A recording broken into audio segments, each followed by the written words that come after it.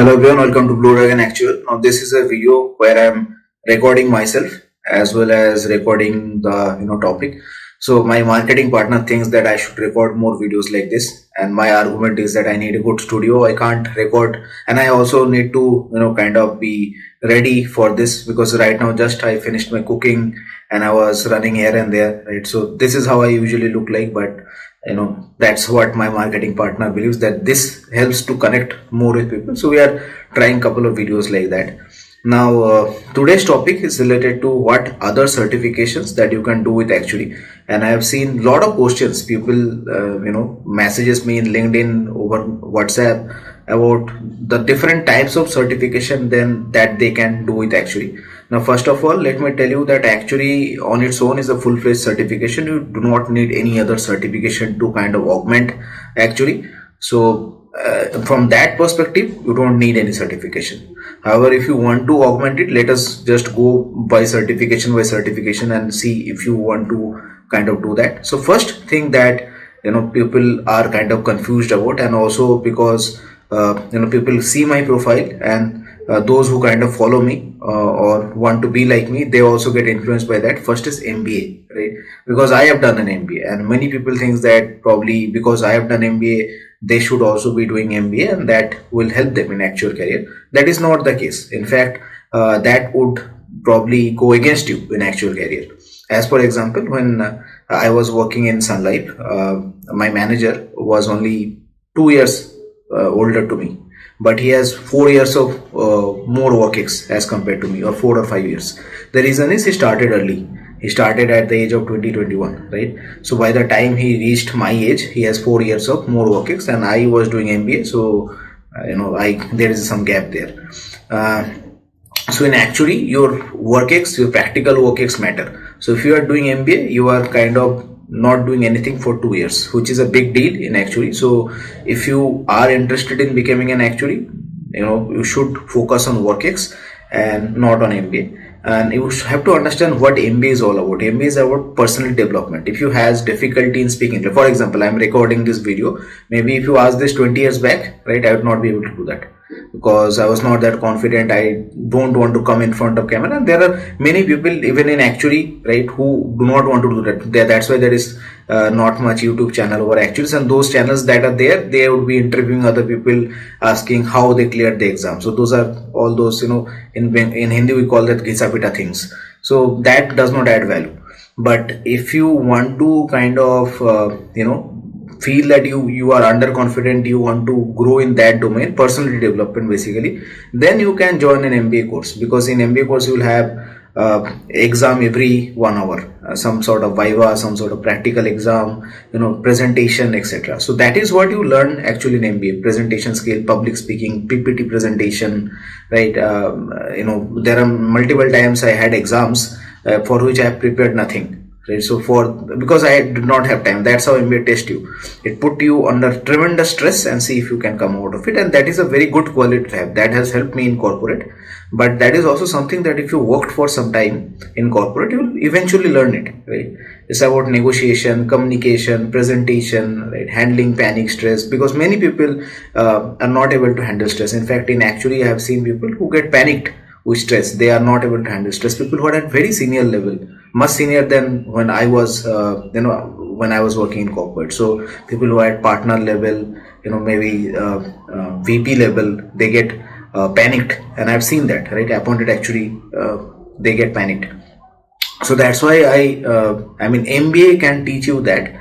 However, that is also something that if you are kind of maybe sincere enough, you would learn on your own. So if you are interested in Actuary, I would not suggest doing MBA. However, if you're not interested in Actuary, you want to maybe go into maybe investment banking, or maybe some other field, right? Maybe in the IT field, right? And if you have background in that, then I feel you should do MBA, and that might help you, especially if you have some work ex. Maybe suppose you want to grow into data science and you already have an engineering degree and you have worked for 2-3 years in engineering domain, then somehow you also got interested in actually, but you feel that this is not something that you want to do, then you should leave those actual papers, right? And you should prepare for MBA. Try to get good percentile and get into the IMs. When I appeared for MBA, I appeared for it twice. First time I got 67 percentile, which is very bad percentile. Then I got 96 percentile. Right, my English was my, I was the English that they write, or it's called logical English, and I could never understand the English portion, right? So even if I have to start a course on, because that is in my plan, course on MBA coaching, so I would not be doing English, right? So I would have to hire someone. In maths I got 99 point something percentile, I don't remember, and I think in reasoning also I got somewhere around 98 percentile, but English I got 70 percentile, so that's pulled down my overall percentile. In any case, so I feel if you want to kind of move into a domain in which already you have some exposure, right, and you want to get some bigger salary, right, then I think MBA would be good. Score good percentile, get into IMs, and you can get a good placement. You also get access to a huge alumni network. That might help you if you want to kind of create your own business, right? So that might help you. But other than that, MBA is a personal development course. If you are interested in Actuary, MBA is not required. This is as per my opinion, right? Someone else's opinion might vary, but I'll obviously tell what I feel about. Next certification is FRM, right? Now FRM is something that I am also doing. I have not written level 2 for a long time now. I have to write level 2. I hope I'll be writing the level 2. I've kept on postponing it, and I hope that I can write level 2 on May 23rd of 24, right? I also remember the date. In any case, so I feel that FRM level 1 is very important for derivatives and understanding how stock market works, how the background of stock market works, right? The clearing corporation, the exchange, different types of product like structured products, how derivatives are priced, etc., etc. But that is not something that you do in real trading. Like, that I am a trader. I keep on posting something here and there. If you are in my Telegram channel of the trading, then you have seen doing that. I also have a YouTube channel called Blue Dragon Trading, where I post daily live trade videos. Right now also some trading is going on in my, like when I'm speaking to you. So I feel that for real trading, FRM course will not help, right? But if you want to understand the the nitty-gritties, right, what happens in the background, then FRM level 1 is a very good course. It has helped me tremendously, right? But once again, for Actuary, that is not going to help you, because mostly actuaries work in life insurance, general insurance, and pension, and I don't see many opportunities developing in investment. The reason being, the people who are working in investment domain, right, they are maybe they have done MBA along with an FRM degree, or they maybe only have done MBA, right? So they would hire people from that background. They would not hire people from actual background. So also people ask me that should I do SP5, SP6 and SP7? You can do that, right? But right now, and maybe for the next 5 years, I don't see much opportunity. Yes, there are a couple of companies here and there who are working in that domain, right? Especially in European side, people who are in actual domain are working in investment side. But for India, that has not happened that much, right? And obviously, if you want to kind of work in that domain, I think you should do only FRM or CFA, right? These are the certification that you should do, because that would be much faster. Actually would take years and years. CFA, FRM, in fact FRM you can probably finish in 1 year as well, right? So you don't need to stay for a longer period of time under a certification, the stress of doing a certification, if you want to, if you are interested in doing something like that. So then MBA and FRM, or MBA and CFA, is a good combination. But FRM level 1 from knowledge perspective is quite good, right? It will not give you practical knowledge, but all the theoretical knowledge will be very, very good, and I can vouch for that. I have seen, that has helped me, right? But FRM level 2, if you talk about FRM level 2, then that is like CP1. If you have studied CP1 paper of Actuary, that is like CP1, and with slight degree extra. In fact, FRM level 1, you can tell that it is like SP6 with slight extra, right, and better than SP6 basically. And FRM level 2 would be like CP1 and slightly better than CP1. That is still a good certification if you want to do. I will suggest to do FRM maybe at the end of your actuarial journey papers. Like I started FRM when I had done 14 papers. So at that point of time, I started trading. So first I started trading, and then I kind of moved into FRM. And also let me tell you that because I did trading, it helped me in FRM. It is not the other way around. Like had I kind of done FRM level 1, I would not be able to do much well or better in trading. Coming to it's the other degree, which is CFA. Now CFA is a degree, like when I was kind of thinking of doing a certification, financial certification, I was confused between CFA and FRM, and I've seen many YouTube videos where they do not give the conclusion. They just move around the topic and say both are good, right, and do whatever you want to do. So I feel that I don't see any use for doing CFA certification. CFA is for equity investment. CFA is especially for investment, and it teaches you different sort of economics, and also kind of the different ratios, how you can see the financial statements of a company. And let me tell you, from a practical standpoint, nobody does that. Like if you want to invest in maybe company, you just see what the management is doing, and all those financial ratios, including the explanation. There are websites that will kind of give that to you, that will compare that with the industry. So all this information will be very, very clear to you, and nobody does that. People who invest, or people who try to find multi-baggers, they invest in the management. Like you have seen the Shark Tank, right? So most of those investments would be on the quality of the management. Like if people try to invest today in Blue Dragon Universe, they will see me and try to invest there, right? Because right now the financials would not look that lucrative to anyone, right? So people who invest money in such multi-baggers, because they trust the management, is just a psychological thing. It's not a financial thing, right?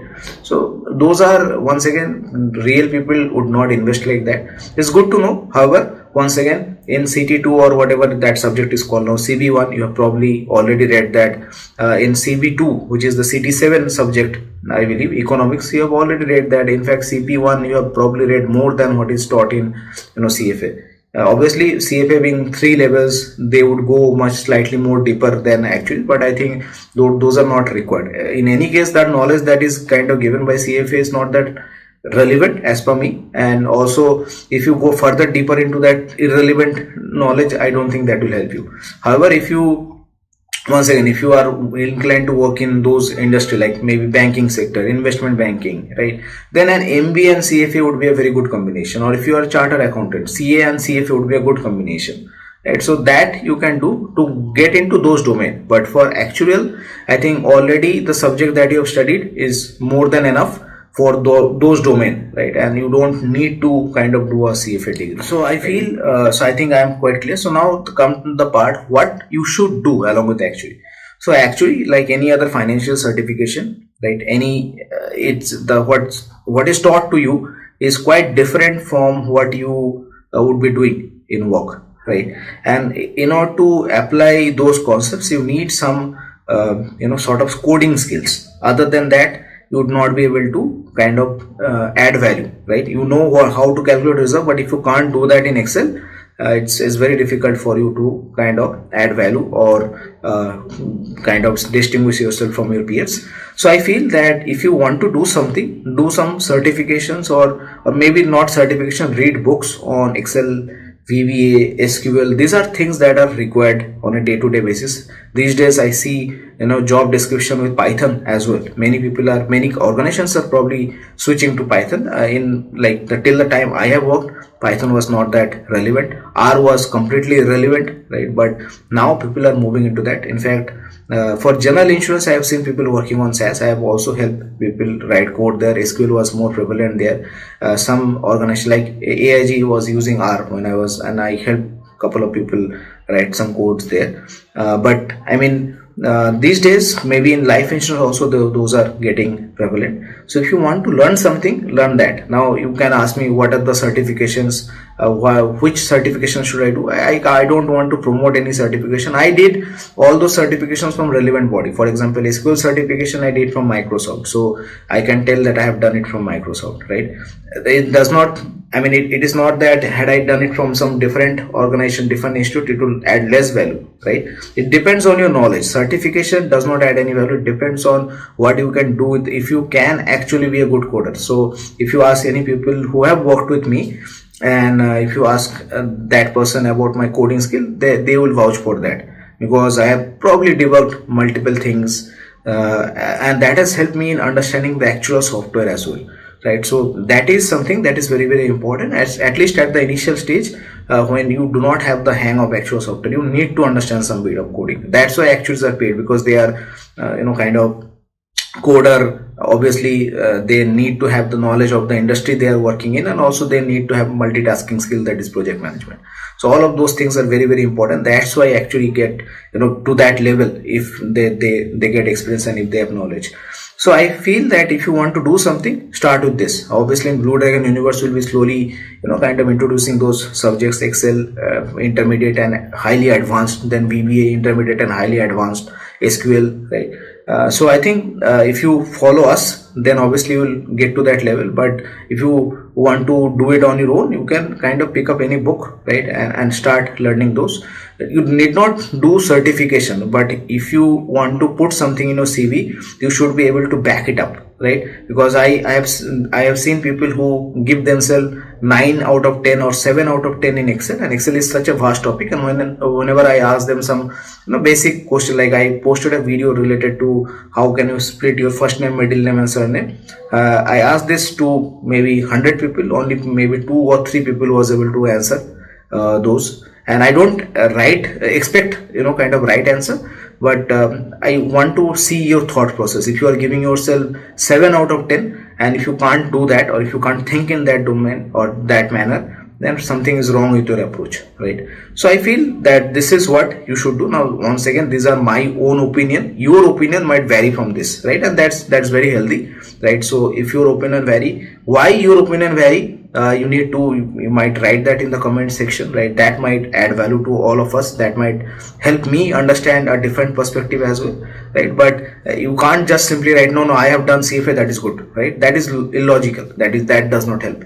So I gave you my opinion, and I hope that that has helped you, and that will be you can share this video with your friends. And if you are benefited by this video, please hit the like button. If you are new, consider subscribing, and yeah, see you in future videos.